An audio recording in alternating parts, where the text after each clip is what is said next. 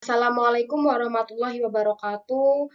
Om Swastiastu, Salam Namo Buddhaya, salam kebajikan. Perkenalkan, nama saya Ilma Khairina dari kelas 3A Agribisnis dengan NIM 3620413111012. Di sini saya akan mempresentasikan kegiatan magang yang saya ikuti di P4S Omah Organik. Jadi, P4S merupakan kelembagaan pelatihan pertanian atau pedesaan yang didirikan, dimiliki, dan juga dikelola oleh pelaku utama dan pelaku usaha secara swadaya, baik itu perseorangan maupun secara kelompok. P4S memiliki 5 prinsip. Yang pertama yaitu keswadayaan, di mana P4S mengedepankan kemampuan daripada bantuan dari pihak lain. Yang kedua ada keterpaduan, yang berarti P4S ini merupakan bagian integral pembangunan pertanian dan juga pedesaan. Yang ketiga merupakan kemitraan, yaitu P4S menjadi mitra kerja pemerintah dan juga pemangku kepentingan dalam pengembangan SDM pertanian dan pembangunan pertanian di pedesaan. Yang keempat yaitu kemanfaatan. Di mana P4S ini memberikan manfaat kepada pelaku utama, pelaku usaha, dan juga masyarakat pedesaan. Yang kelima yaitu berkelanjutan. P4S ini konsisten dan juga berkesinambungan. Ciri-ciri dari P4S yaitu yang pertama memiliki kegiatan agribisnis unggulan di pedesaan dan layak dicontoh oleh pelaku utama dan pelaku usaha lain. Yang kedua yaitu bersedia berbagi pengetahuan, keterampilan, dan pengalaman kepada pelaku utama dan pelaku usaha lain. Yang ketiga yaitu bersedia sebagai penggerak pembaharu pertanian pedesaan di wilayah binaannya. Yang keempat yaitu memiliki sarana prasarana pelatihan dan kondisi lingkungan yang mendukung proses pembelajaran. Yang kelima yaitu memiliki fasilitator dan instruktur profesional. Yang keenam yaitu memberikan pelayanan pelatihan, pemagangan, kunjungan atau studi banding dan konsultasi agribisnis. P4S ini sebagai penggerak pembaharu pertanian di pedesaan dalam lingkup kecamatan. P4S ini menyelenggarakan pelatihan bagi kader penggerak pedesaan, menumbuhkan, mengembangkan, dan juga memperkuat kader penggerak pedesaan, berperan sebagai sentra penggerak pembaharu pertanian di pedesaan, dan juga P4S ini merupakan pengawalan gerakan pembaharu pertanian di pedesaan. Untuk materi magang yang saya ikuti di P4S ini, yang pertama ada kultur agen pengendali hayati, di mana ini ada dua macam, yaitu APH cair dan juga APH padat. Yang kedua yaitu pembibitan dan persemaian tanaman hortikultura. Yang ketiga pembuatan serbuk minuman herbal dari kunyit putih, asam, jahe, dan lain-lain. Yang keempat yaitu pembuatan PJPR. Yang kelima yaitu pembuatan asam amino. Yang keenam pembuatan nata dari daging aloe vera. Dan yang ketujuh adalah casting. Di sini saya akan lebih fokus untuk membahas kultur agen pengendali hayati. Apa sih APH itu? APH itu merupakan setiap organisme yang dalam semua tahap perkembangannya itu dapat digunakan untuk keperluan pengendalian hama dan juga penyakit.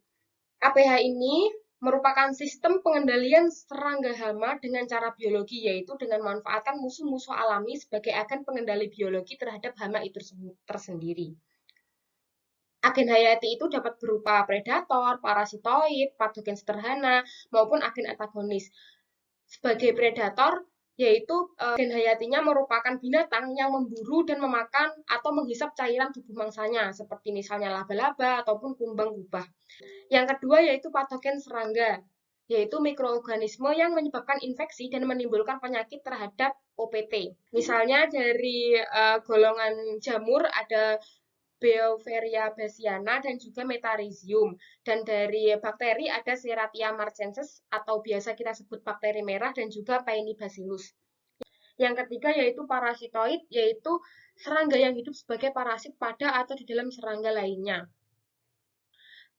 Serangga ini bukan termasuk parasit karena hidup dan dari memakan nektar, embun madu, air, dan juga lain-lain. Contohnya seperti penggerek, lalat asinid, dan juga tawon beracun.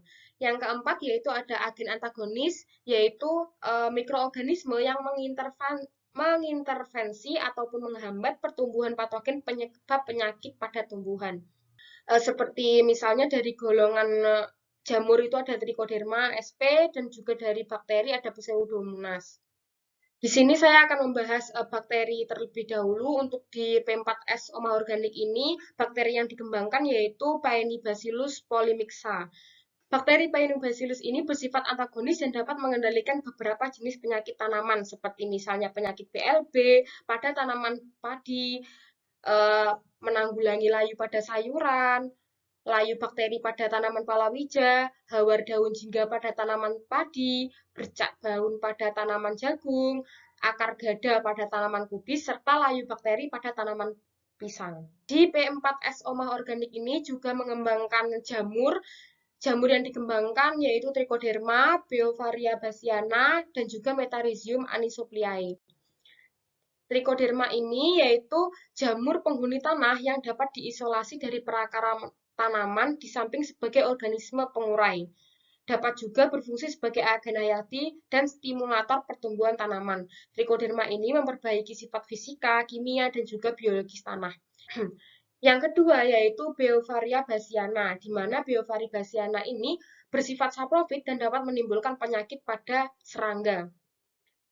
Jamur ini tidak dapat memproduksi makanannya sendiri. Maka dari itu, jamur ini menjadi parasit dan hidup dari mengambil nutrisi inangnya. Inang jamur Beauveria bassiana ini merupakan serangga.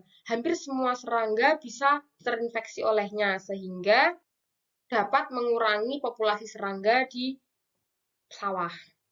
Yang ketiga yaitu Metarhizium anisopliae. Jamur ini menyebabkan penyakit bila menginfeksi serangga, sehingga dapat menurunkan populasi serangga hama dalam suatu area pertanian. Metarhizium ini bersifat entomopatogen. Berikut adalah proses pengembangan dari agen pengendali hayati.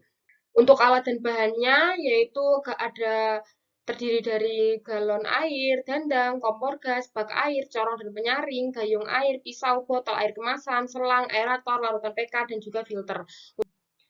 Untuk bahannya ada kentang dan juga kedelai. Kentang digunakan untuk jamur karena memiliki karbohidrat yang tinggi. Sedangkan kedelai digunakan untuk pengembangan bakteri karena memiliki protein yang tinggi. Juga ada gula pasir, isolat, air, dan juga minyak. Untuk langkah kerjanya yaitu potong dan cuci kentang ataupun kedelai, kemudian direbus saat air mendidih. Setelah matang, pisahkan dan saring kentang dengan air beras rebusan. Tambahkan gula putih ke dalam ekstrak kentang dan rebus kembali hingga larutan tersebut homogen. Ekstrak kentang atau kedelai selanjutnya masukkan ke dalam galon air dan sterilisasi dengan cara dimasukkan ke dalam dandang selama 3 jam dihitung dari mulainya air mendidih. Yang kelima yaitu setelah proses sterilisasi selesai, diamkan sampai dingin. Selanjutnya isolat APH siap untuk dimasukkan pada larutan kentang yang ada di galon tersebut. Yang keenam yaitu kultur dengan aerator, gula, isolat, APH, dan juga ekstrak kentang ataupun kedelai selama 2 minggu. APH siap diaplikasikan dengan dosis 1 liter APH untuk 200 liter air. Untuk penyemprotan, lakukan penyemprotan 10 hari sekali pada pagi atau sore hari. Ini merupakan dokumentasi pembuatan APH, pengembangan APH. Berikut adalah beberapa kelebihan dari APH. Dimulai dari tingkat keberhasilan pengendalian hama yang tinggi dengan biaya rendah dalam periode waktu yang lama. Dan berikut adalah kelemahan-kelemahan dari agen pengendali hayati.